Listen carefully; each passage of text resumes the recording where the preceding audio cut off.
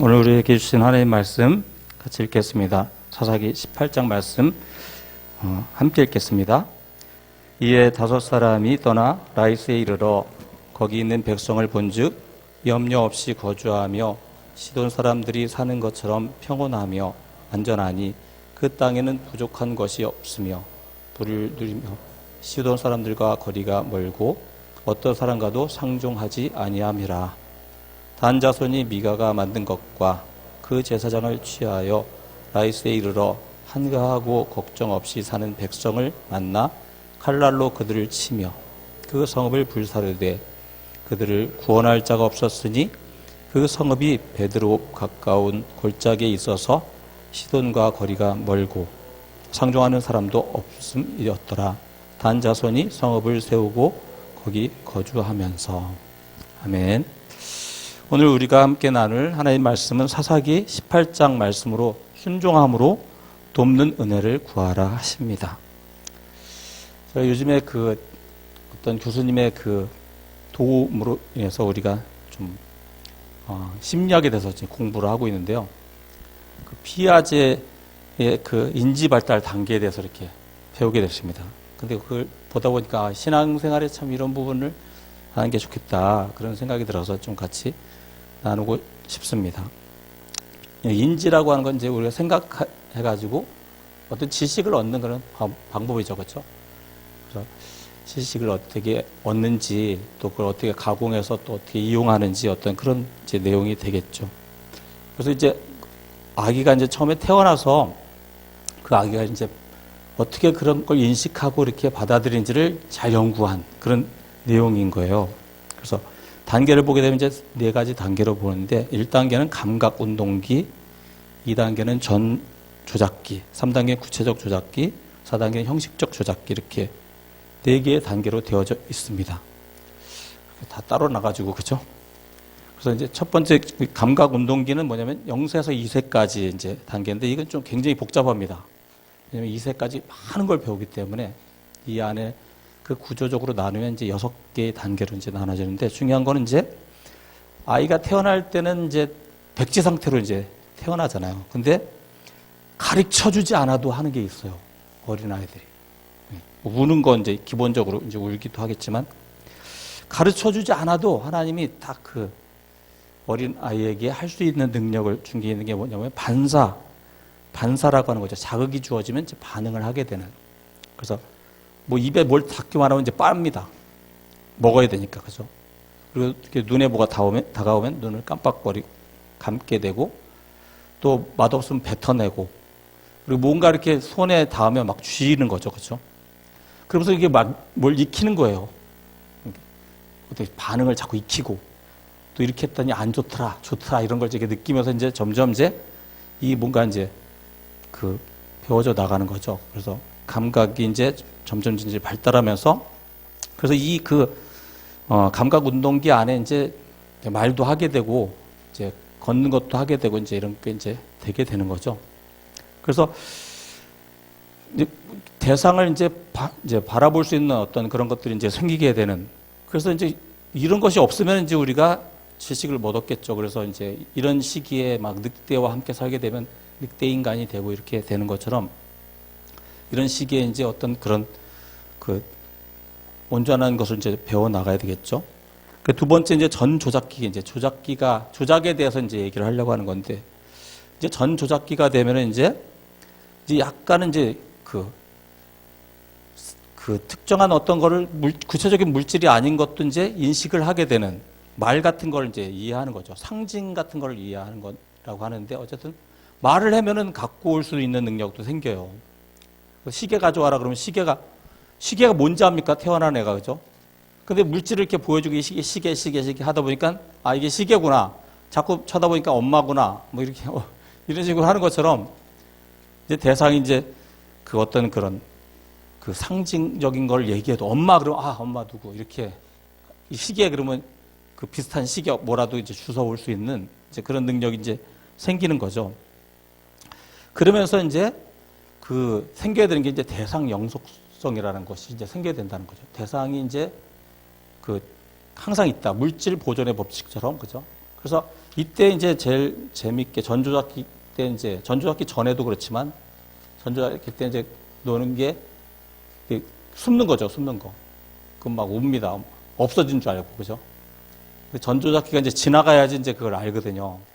그래서 갑자기 같이 있다가도 뭐 이렇게 물건을 같이 갖고 놀다가도 A4 용지를 이렇게 싹 이렇게 딱 숨겨놓으면은 이게 없는 줄 알고 이런 게 그전부터도 없었던 거로 생각하고 그냥 움직이는 거죠. 그죠? 이게 조작이 일어나야 되는데 조작이라는 게 이제 나쁜 말이 아니라 머릿속으로 이제 생각을 해낸다는 거예요. 구체적으로 행동하지 않아도 어떤 그것을 생각으로 할 수 있는 그런 능력이 이제 생기게 되는 거죠. 전조잡기에. 그래서 이제 전조잡기를 지나면서 이제 자신의 감각에도 없는 것도 존재한다라고 하는 것을 조금씩 익혀나가면서 그래서 이제 대상이 계속 있다라고 영속성을 이제 알게 되는 거죠. 그래서 이제 그 사람이 이제 돼가는 거예요. 그때부터 이제. 그 전까지는 동물도 그렇게 먹고 빨고 뭐 다 할 수 있지만 이제 걸어 다닐 수도 있고 다 할 수 있지만 이제 이런 생각을 하고 사고로 뭘 할 수 있고 어떤 그 상징, 말 갖고도 이게 뭐다라고 하는 걸 생각할 수 있는 그런 능력이 생긴다는 거죠. 그래서 이제 진짜 조작기에 들어가면 이제 구체적 조작기라 그래서 약간 어설프지만 이제 생각을 할 수 있는 그런 능력이 생기게 됩니다. 그래서 아이들이 이제 유치원 다니는 그런 아이들에게 이제 유치원 가는 길을 이제 설명해 보라 그러면 이제 설명을 합니다. 집에서 어디 가가지고 슈퍼 지나서 이렇게 하면 어디 이제 간다. 근데 이제 문제가 뭐냐면 이게 집에서 유치원 가는 길을 설명할 수 있으면 거꾸로도 설명해야 되잖아요. 근데 그걸 못해요. 유치원에서 집에 오는 거 설명해라 못해요. 근데 희한한 건 유치원 가가지고 유치원에서 집에 가는 거 설명하라고 그러면 설명해요. 유치원에서 있을 때 유치원에서 집에 가는 거 설명해요. 근데 유치원에서 집에서 유치원 오는 거 설명해봐라 못해요. 이게 생각이 이게 안 되는 거죠. 이런 생각하는 능력, 이제 이것에 대해서 이제 좀 얘기하려고 하는 겁니다. 이걸 이제 가역적이라고 해요. 가역적. 가는 이제 가능하다 이런 거고, 역은 거꾸로가 가능하다. 이제 그런 내용이죠. 그래서 거꾸로를 할 수 있는 그런 능력이 생겨야 이제 인간다운 그런 삶을 이제 살게 됩니다. 이제 그렇게 우리가 좀 조작을 하고 생각을 하고 어떤 상징적인 언어를 가지고 할 수 있는 그런 능력이면 이제 사람이 됐지만 정말 사람답게 살려면 이제 거꾸로 가역적인 그런 활동이 되느냐, 거꾸로 할 수 있느냐, 이제 그 생각을 가지고 거꾸로 이렇게 그걸 할 수 있느냐, 이제 그런 것이 이제 가역적 정신 활동이라고 하고 이것이 이제 조작을 할 수 있는 그런 능력이 생긴 거죠. 그래서 이제 이런 그 유치원 때, 초등학교 때 그러니까 유치원을 이제 벗어나서 초등학교 때쯤 되면 이제 이런 조작이 가능해지는데 이때는 이제 어떤 보이는 것만 이렇게 자기가 이렇게 인식을 해가지고 본 것만 인식을 할 수가 있어요. 없는 건 없는 거예요. 없는 건. 3 빼기 5 절대 안 돼요. 이런 거는 큰일 납니다. 없는 걸 하라 그러면 안 돼. 있는 걸 하라 그래야지 없는 걸 하라 그러면 안 되는 거죠. 근데 이제 중학생 이상이 돼서 이제 성인이 되면 정말 그 형식적인 조작을 할 수 있게 되는 상태에서는 정말 없는 것도 있는 것처럼 이렇게 붙였다 떼었다 이렇게 할 수 있는 정신적 이제 능력이 생기게 되는 거죠. 그래서 이렇게 성숙의 단계는 이렇게 계속적인 그 조건과 반응, 계속적으로 해보고 또 익히고 학습을 하는 그런 과정 속에서 이 정신도 이렇게 발달한다라고 하는 걸 이제 찾아낸 게 이제 피아제의 그 인지 발달론인 것을 보게 됩니다. 제가 왜 이런 얘기를 자꾸 하게 되냐면 우리 신앙생활에 대해서 우리는 이런 가역적인 정신활동이 되는 거꾸로 생각할 수 있는 그런 정신활동이 되는 그런 신앙생활이 돼야 된다라고 하는 거죠. 내가 다른 사람을 판단만 하다가 가역적으로 안 되면 다 내가 좋은 건 다른 사람도 다 좋은 줄 알아요. 하지만 다른 사람을 생각할 수 있는 그 사람 입장에서 생각할 수 있는 그런 것이 이제 가역적인 것입니다. 그래서 그 사람은 어떻게 생각할까 이런 걸 생각하는 거죠. 내가 좋으면 다 좋은 게 아닙니다. 내가 좋아도 다른 사람 다 싫어할 수도 있어요. 그렇기 때문에 내가 좋아하는 거를 다른 사람은 어떻게 생각하는지 이런 거를 생각하면서 사는 것이 이제 가역적인 그런 상태의 정신활동입니다. 이건 정신활동이에요. 누구든지. 하지만 신앙생활 속에서 우리가 거꾸로 하나님은 어떻게 생각하실까? 예. 내가 어떤 분이다 이렇게 생각하는 것이 아니라 이제는 하나님께서 나를 어떻게 생각하시는가 이런 것도 이제 우리가 생각해야 된다라고 하는 거죠. 창세기 3장 10절 11절 말씀 함께 읽겠습니다. 가로되 내가 동산에서 하나님의 소리를 듣고 내가 벗었으므로 두려워하여 숨었나이다. 가라사대 누가 너의 벗었음을 내게 고하였느냐? 내가 너더러 먹지 말라 명한 그 나무 실과를 내가 먹었느냐? 아담과 하와는 선악과를 따먹자마자 이게 사람이라 그랬죠, 그렇죠? 인간이 됐기 때문에 인간은 가역적인 것이 됩니다. 그러니까 어떻게 해요? 내가 벌거벗었다는 것을 깨달았어요. 부끄럽다라고 하는 걸 깨달았습니다. 왜냐하면 나를 보고 있는 상대가 있기 때문에 저 사람이 어떻게 생각하나 그런 거죠. 또 하나님이 보실 때 어떻게 생각할까? 그러니까 두려웠어요. 선악과를 따먹은 자신들에 대해서 하나님이 어떻게 하실까? 하나님께는 두려움이 생기고 서로에게는 부끄러움이 생겼다라고 하는 거죠. 나와 너가 분리되는 존재라는 것을 깨닫게 됩니다. 그래서 하나님과도 분리됐다라고 하는 거죠. 뭐 이런 걸 가지고 또 과학적으로 얘기하는 사람들은 좀 약간 다르게 설명하지만 저는 이제 신학적으로 볼 때 이 분리가 굉장히 이제 문제가 되게 됐다는 거죠. 이 과학적으로 얘기하는 사람들은 분리가 됐기 때문에 사람이 됐다 이렇게 얘기하거든요. 근데 그것도 저희가 이렇게 같이 나눴지만 이런 인지 활동이 학습이 되지 않으면 금방 이렇게 바뀌지가 않아요. 근데 선악과를 따먹자마자 부끄럽다, 두렵다 이렇게 느꼈다는 건 벌써 인지 활동은 벌써 되고 있는 건데 근데 그런 활동 속에서 분리가 됐다는 거죠. 우리가 죄 때문에 분리가 됐다라고 하는 것을 우리가 신학적으로 생각해 볼 수가 있습니다. 그러면 이제 우리는 어떻게 에덴 동산에 돌아가야 되는데, 그렇죠? 우리는 되돌아갈 수가 없습니다. 우리가 하나님과 분리된 죄의 결과를 가지고 있다라고 하는 거죠. 그러면 에덴 동산에 들어가려고 한다면 우리는 아무것도 할 수 없기 때문에 하나님께서 우리에게 돌아갈 길을 마련해 주셨다라고 하는 것이죠.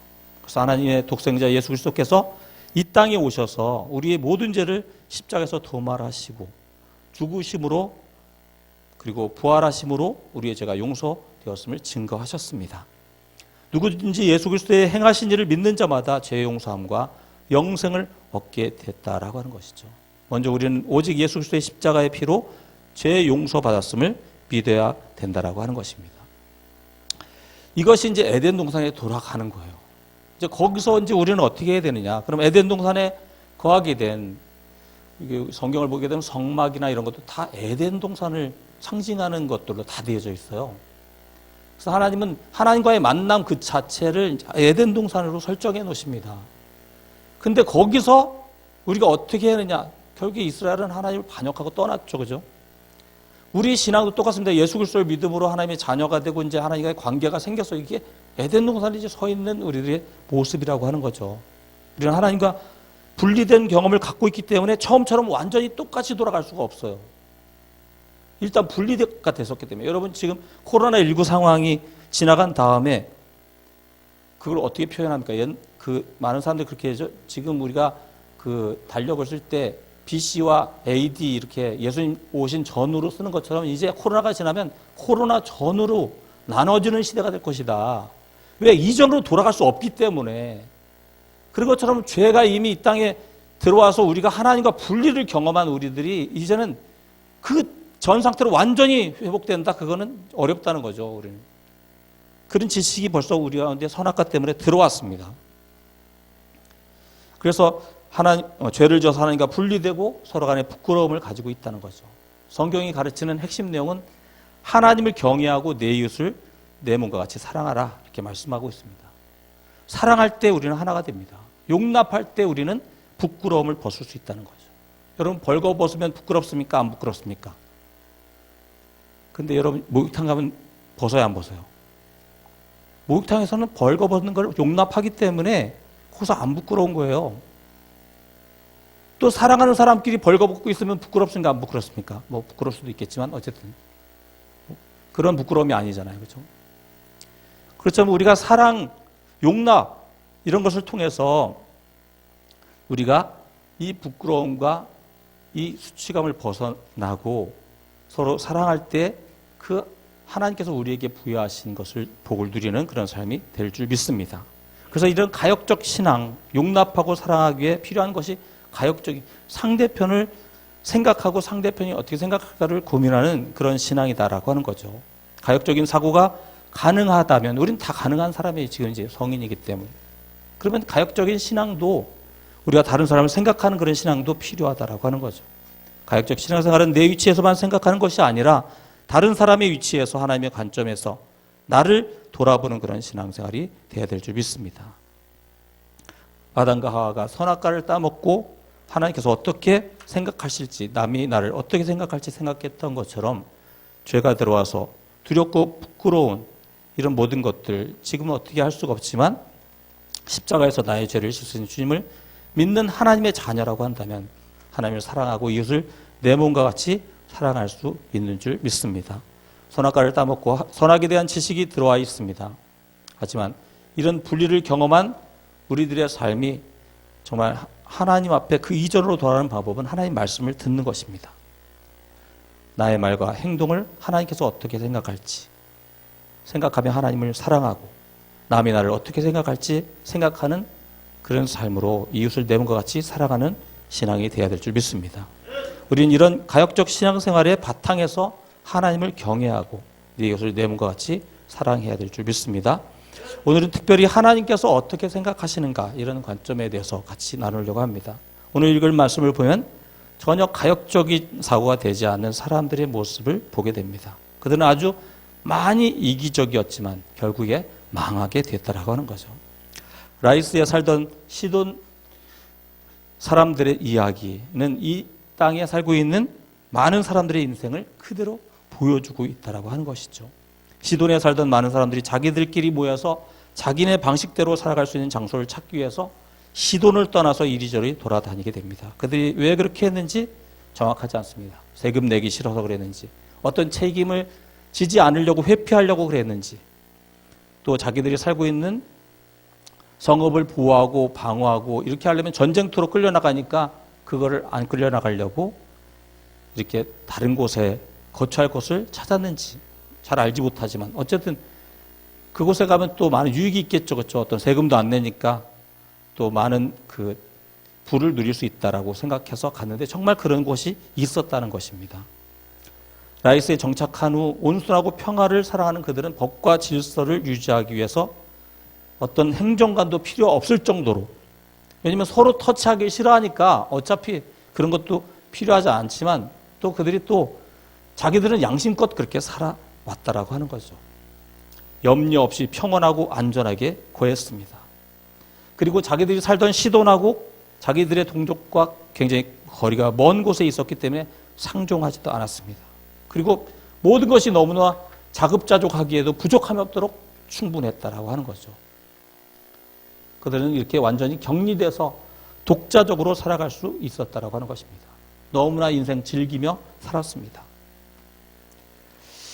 근데 이게 지금 현대 기독교인들 중에도 이런 분이 있지만 정말 주님을 거부하는 사람들이 이런 삶을 살고 있지 않는가 생각해 보게 된다라고 하는 거죠. 사람이 하나님을 거부하고 하나님께 죄를 범할 수 있는 방법이 많이 있습니다. 하나님을 공공연히 거부하는, 하나님을 모독하는 그런 죄를 짓는 사람이 있고, 아예 이단 종파에 들어가 있는 사람도 있고, 아주 뻔한 육신의 죄들을 짓고 있는 그런 사람도 있지만 기독교에 대한 거부감도 없이 자기가 정한 방식대로 그냥 살아가는 그런 사람들이 있다라고 하는 거죠. 이게 하나님께 큰 죄라고 하는 것을 모르고 살아간다라고 하는 것이죠. 이런 유형의 사람들은 아주 선량하고 전혀 해를 끼치는 것처럼 보이지 않는 사람입니다. 그들이 바라는 유일한 소원은 그들 방식대로 인생을 살아가는 것이죠. 다른 사람의 인생에 이러쿵저러쿵 참견하고 싶지도 않고 자기 마음대로 하게 내버려 두라 이렇게 얘기하면서, 그래서 자기 일에 참견하는 사람을 아주 싫어합니다. 특별히 자기 일에 참견하는 기독교를 싫어합니다. 하지만 기독교가 그들에게 무엇을 요구하지 않는다면 기독교도 전혀 반대하지 않습니다. 라이스에 살던 시돈 사람들은 무슨 이유에서 그렇게 했는지 모르지만 자기들이 정한 방식대로 살았다라고 하는 거죠. 그때 단지파 사람들이 정탐을 보냅니다. 단지파는 여호수아에게 좋은 땅을 분배받았어요. 예루살렘 근처에. 하지만 그 땅을 점령하지 못했습니다. 그리고 떠들게 되다가 라이스까지 오게 됐습니다. 정탐이 들어와서 정탐을 하는데 라이스 사람들이 너무 무사태평했다라고 하는 거죠. 백성들을 보니까 염려 없이 거주하고 시돈 사람들처럼 평온하고 안전하고 그 땅에 부족한 것이 없고 부를 누리며 시돈 사람들과 거리가 멀고 어떤 사람과도 상조하지 않는 그런 삶을 보게 됐습니다. 그러다 보니까 이 사람들은 어떤 자기들을 수호하기 위해 법도 만들지 않고 시돈 사람과도 연락을 끊고 지내고 통치받길 싫어하고 간섭받기 싫어하는 그런 모습을 보게 됐다라고 하는 거죠. 이런 이기적인 그런 모습, 이런 것은 좋을 땐 굉장히 좋죠. 이기적인 게. 나만 위해서 사는 거 얼마나 좋습니까? 하지만 다른 사람이 이기적으로 할 때 내가 피해 당해보세요. 그때는 엄청난 피해를 당하게 됩니다. 라이스에 살던 시돈 사람들을 보면서 우리의 신앙생활의 모습을 봐야 됩니다. 라이스 사람들 같이 요즘 사람들은 소리 없이 하나님께 등을 돌린 채 철저히 불신앙의 삶을 살아가고 있습니다. 교회 안에서도 그렇고 교회 밖에서도 그렇습니다. 지금 하나님께 통치받는 삶을 살고 계십니까? 아니면 하나님을 떠나 자기 방식대로 살아가고 있습니까? 삶 속에서 하나님께서 함께 하심을 알고 하나님 뜻대로 하고 있습니까? 아니면 모른 척 부인하고 있습니까? 하나님의 뜻대로 하는 사람은 도움을 받을 수 있지만 하나님의 뜻대로 하지 않는 사람은 하나님의 도움을 거절한 사람들입니다. 마태복음 6장 33절 읽겠습니다. 그런즉 너희는 먼저 그의 나라와 그의 의를 구하라. 그리하면 이 모든 것을 너에게 더하시리라.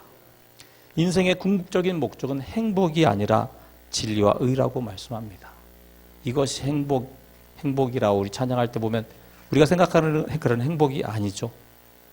그리스도는 우리에게 살던 곳을 떠나서 편안하고 흡족할 만큼 즐기며 살 수 있는 어딘가로 가서 정착하라고 말씀하지 않습니다. 오히려 십자가를 지고 주님을 따르라고 권면하셨습니다. 먼저 하나님 나라 공동체를 생각해야 되고 내 마음대로 하는 이기적인 삶이 아니라 하나님의 뜻대로 살아가는 그런 삶을 살아야 된다 말씀하십니다. 사람들이 하나님께 등을 돌리고 하나님의 율법에서 멀리 떠나서 지금의 악한 세상에서 인생을 즐기기 위해 자기만의 장소에 정착한 이유가 무엇일까요? 마음속에 이기심, 안락과 편안을 사랑하는 마음, 이제나 저제나 오직 자기만 잘 되길 바라는 소원 때문에 그렇다라고 하는 거죠. 무엇을 기도하는지 보면 알 수 있습니다. 어디에 돈을 쓰는지 보면 알 수 있습니다. 무엇을 내가 하고 있는지를 보면은 알 수 있습니다. 유튜브를 뭘 보는지 보면은 알 수 있습니다. 세상에 알려진 사람들 가운데 가장 위대한 은인들이 누군가? 여태껏 세상을 살아간 사람 가운데 가장 아름답게 살아가는 사람들이 누군가? 여러분 생각해 보십시오.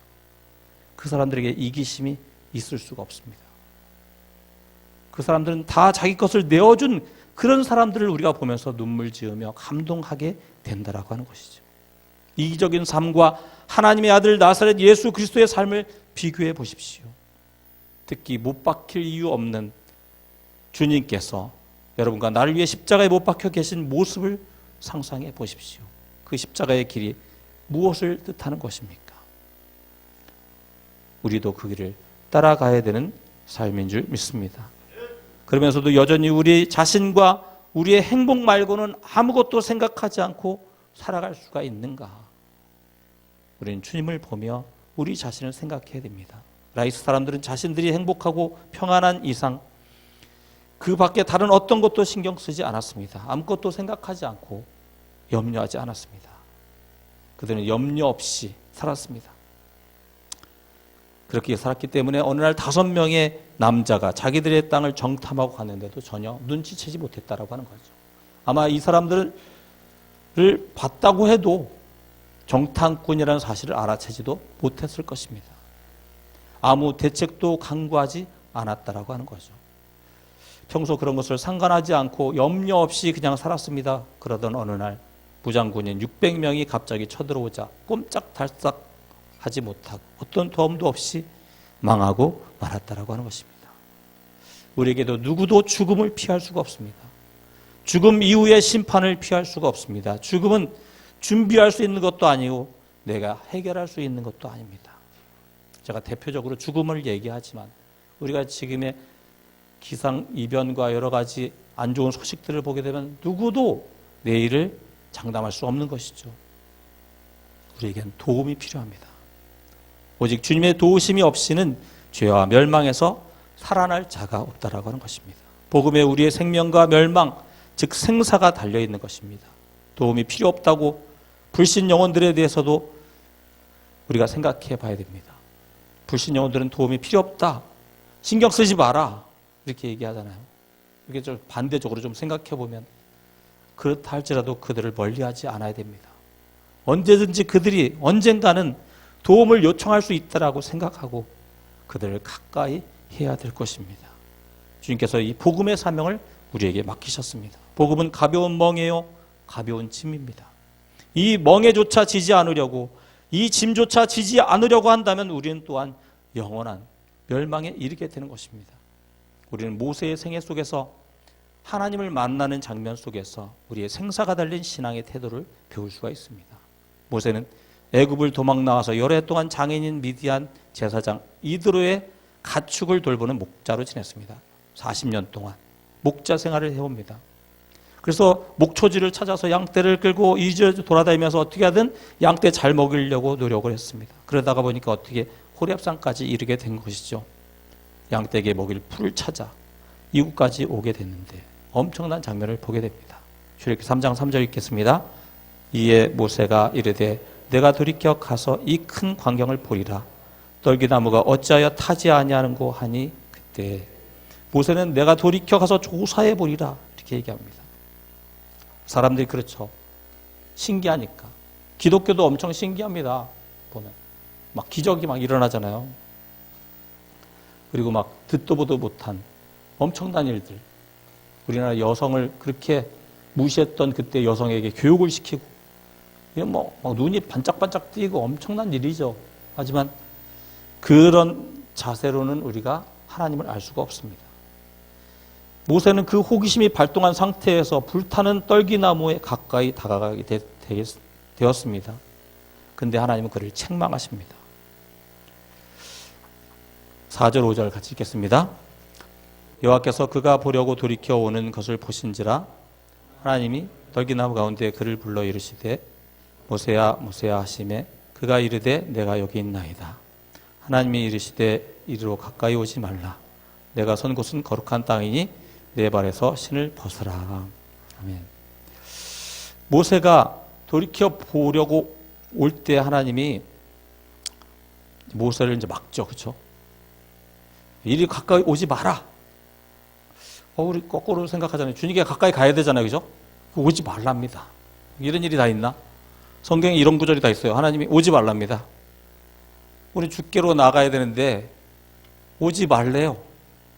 왜냐하면 그 자세 우리가 많이 알죠, 그렇죠? 시민을 벗는다는 건 내 생각을 내려놓는 거잖아요, 그죠? 그러니까 자기 생각을 가지고 하나님께 가까이 오는 그거를 하나님은 막아서는 것이죠. 너는 오면 안 된다. 오지 마라. 너의 신발을 벗어야 된다. 너의 생각을 바꿔라. 넌 내게 순복해야지. 무슨 신기하게 나를 조사하려고 하고 나를 어떻게 알아보려고 하고 이렇게 해가지고는 너가 살아남을 수가 없다. 네가 받을 수 있는 건 진노밖에는 얻을 수 있는 것이 없다라고 하는 걸 이제 말씀하고 있는 것이죠. 어떻게 타는지 이런 걸 보려고 했는데, 그걸 연구하고 조사하려고 했는데 하나님 그런 자세를 버리라고 이야기하면서 그에게 내가 선 곳은 거룩한 땅이니까 내 발에서 신을 벗어라 이렇게 얘기합니다. 이것이 하나님께 나아가는 가장 필요한 단계라고 하는 것이죠. 하나님은 거룩한 분입니다. 사랑의 하나님이라고 우리는 많이 기도하지만 예수님은 거룩한 하나님이라고 얘기합니다. 거룩하신 분. 그 거룩하신 분 앞에 우리가 서야 된다라고 하는 거죠. 거룩이 뭡니까? 죄가 없다라고 하는 거예요. 하나님은 죄가 없습니다. 사람들이 다 당연하다고 생각해요. 절대 이게 어렵습니다. 우리가 하나님께 거룩한 게 더 쉬운 일이에요. 하나님은 여러분 모든 사람에게 죄를 짓지 않는 분이에요. 여기 있는 모든 사람들 한 사람 한 사람에게. 오늘도 이렇게 담임 목사님 통해서 이스라엘에 대해서 우리가 같이 나눴지만 이스라엘을 토사구팽하지 않습니다. 이스라엘 통해서 구원의 길을 열었어요. 그러면 이스라엘 써먹을 거 다 써먹었으니까 네 역할 다 했으니까 갖다 버리지 않는 분이다라고 하는 거죠. 하나님이 우리를 사랑하시는 데 있어서 거룩하시다는 것은 엄청나게 어려운 일이에요. 여러분, 타를 만족시키는 게 얼마나 어렵습니까? 하나님은 우리께 죄를 짓지 않는 분입니다. 우리를 사랑하는 분이죠. 우리가 하나님 앞에 죄가 없기를 바라십니다. 예수님께서도 가르쳐 주신 기도문을 보게 되면 하나님을 볼 때 거룩하신 하나님, 그걸 계속 강조합니다. 거룩히 여김을 받으시오며, 거룩히 여김을 받으시오며. 우리는 그 거룩하신 하나님 앞에 예수님처럼 순복하는 삶이 되어야 될 줄 믿습니다. 내가 선 곳은 거룩한 땅이니 내 발에서 신을 벗으라. 신을 벗는다는 것, 자기 자신을 포기하고 오직 하나님께서 말씀하시는 것에 순종하겠습니다. 어떤 상황에 우리 가운데 있을지라도, 내가 아무리 똑똑하고 잘 할지라도 그 모든 것을 다 내려놓고 오직 하나님께 순복하는 것이죠. 하나님은 이렇게 순복하라, 내 발에서 신을 벗으라 말씀하신 다음에 모세에게 엄청난 메시지를 전해주시는 것이죠. 그가 어떻게 이스라엘 백성을 애굽의 잔인한 속박과 포로 생활에서 건져내어 약속의 땅 가나안으로 인도하실지를 보여주셨습니다. 우리가 복음으로 이야기하면 우리가 구원받는 것에 대해서 말씀하신 것이죠. 출애굽기 3장 7절 8절 읽겠습니다. 여호와께서 이르시되 내가 애굽에 있는 내 백성의 고통을 분명히 보고 그들이 그들의 감독자로 말미암아 부르짖음을 듣고 그 근심을 알고 내가 내려가서 그들을 애굽인의 손에서 건져내고 그들을 그 땅에서 인도하여 아름답고 광대한 땅, 젖과 꿀이 흐르는 땅, 곧 가나안 족속, 헷 족속, 아모리 족속, 브리스 족속, 히위 족속, 여부스 족속의 지방에 데려가려 하노라. 아멘. 하나님께서 오셔서 그 고통을 보고 계시고 또 그 8절 우리가 지금 보고 있지만 내가 내려가서 주님께서 친히 우리를 구원해 주시는 그런 장면, 우리가 십자가를 생각하게 되는 그런 본문이라고도 볼 수 있겠죠. 하나님께서 주신 모든 신령한 복을 누리기 위해서, 하나님께서 우리에게 주신 이 구원의 복음, 이걸 누리기 위해서 우리가 해야 되는 것은 그 거룩하신 하나님 앞에 순복하는 자세가 필요합니다. 하나님께 순복해야 됩니다. 하나님의 사랑이심을 믿어야 합니다. 하나님의 메시지를 들어야 됩니다. 이 세 가지 중에 우리는 그 앞에 있는 거, 순복해야 된다는 게 가장 중요하다고 하는 거죠. 순복하지 않는 믿음은 믿음이 아니라고 하는 것입니다. 순복하지 않는 그런 말씀 행하는 것은 있을 수가 없습니다.